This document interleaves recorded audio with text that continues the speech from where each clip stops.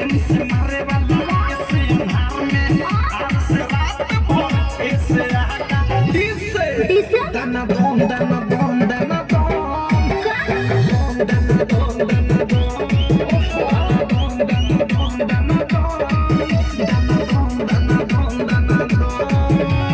मतलब बच्चा सब अरे समझ गया सन रे हाँ सर समझ गई बानी बताई का तो बताओ सन रे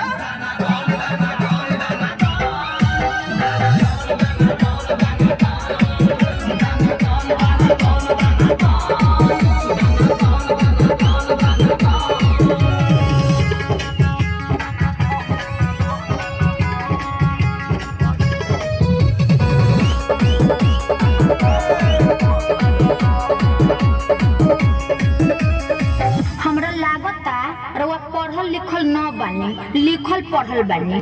जब मरद के फुल फॉर्म बता देनी तो तनी यारों के बताइए दी तो सुन ऐसे आई लव यू कही ऐसे कही या